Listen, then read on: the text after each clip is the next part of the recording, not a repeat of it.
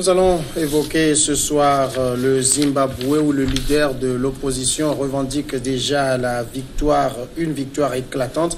Nous irons au Mali, là également les deux principaux candidats se disent en tête. Et puis les deux derniers sujets, ce sera le Togo, l'arbitrage de la CEDEAO, le verdict. Et puis en dernière partie, la crise politique. Est-ce que c'est l'épilogue aujourd'hui? Sur le plateau avec moi, David Djadbavi, togosite.com. Bonsoir David.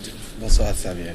Et Dr David Ekoudé-Iou, consultant en sécurité et géostratégie. Bonsoir Dr Iou. Bonsoir cher ami, bonsoir à tous les téléspectateurs et téléspectatrices. On va au Zimbabwe, je le disais, l'opposition a revendiqué mardi la victoire de son candidat Nelson Chamisa dès le premier tour de la présidentielle face au chef de l'État sortant Emmerson Mnangagwa, patron du parti de l'ancien président Robert Mugabe. Les résultats montrent au-delà de tout doute raisonnable que nous avons gagné les élections et que le prochain président du Zimbabwe s'appelle Nelson Chamisa, a déclaré un haut responsable du mouvement pour le changement, Tendai Biti. De son côté, le président Mnangagwa s'est dit confiant de remporter ces élections. Alors, cette montée au créneau de Nelson Chamisa, David Djadbavi, est-ce que c'est de bonne guerre ou est-ce qu'il essaye simplement de prendre Mnangagwa de court? Je pense quand même que tous les éléments prouvent à suffisance que le peuple zimbabwéen a besoin de changements politiques assez profonds. Après le départ de Mugabe, le départ forcé de Mugabe et l'arrivée au pouvoir de Emmerson Mnangagwa, le peuple zimbabwéen a très tôt cru en cette lueur d'espoir qui était celle qui a conduit Mnangagwa au pouvoir. Mais malheureusement, et très tôt, Mnangagwa a été rattrapé par son passé politique. Et donc, les Zimbabwéens attendaient l'actuel président au tournant. À la suite de ces élections, le jeune candidat de 40 ans qui l'a affronté dans les urnes a toutes les chances de passer.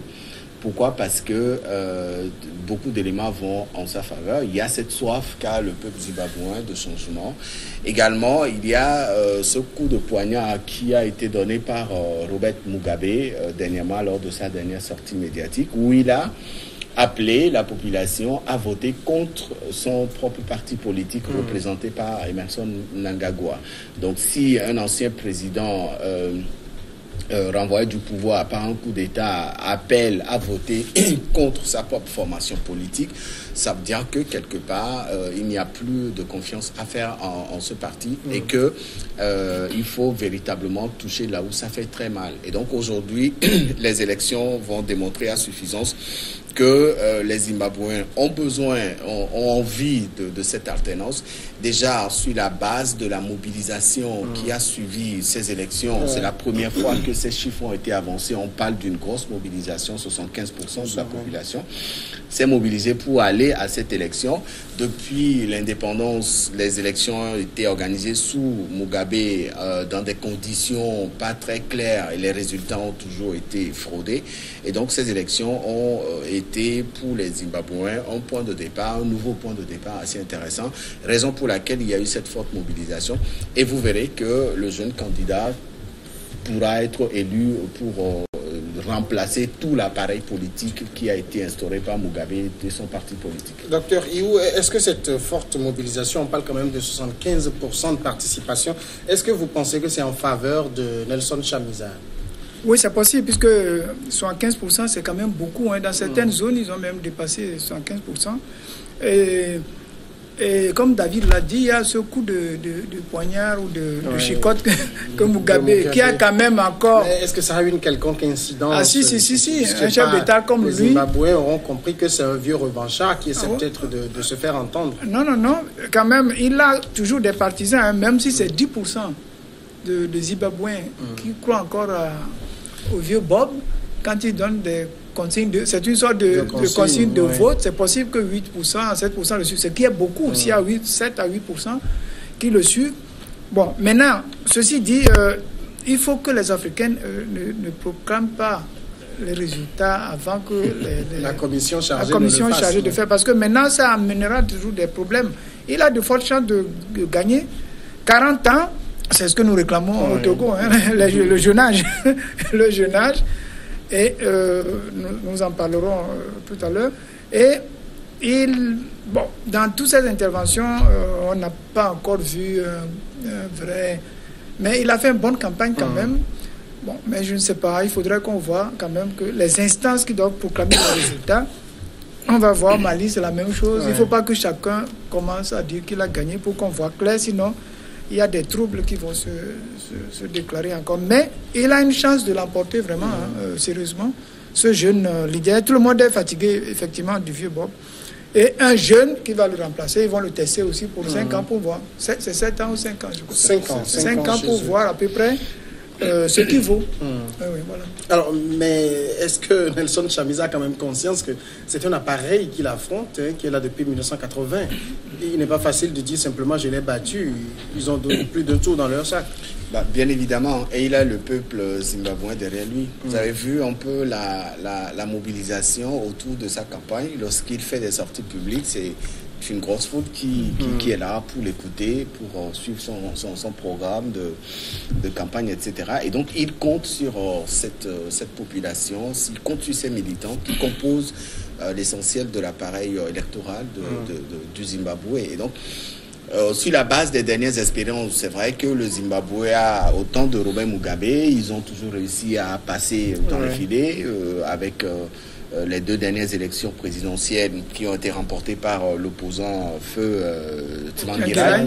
Voilà, à la fin, il y a eu des accords politiques qui ont été faits. On l'a nommé Premier ministre, etc. Après, il a pris sa retraite.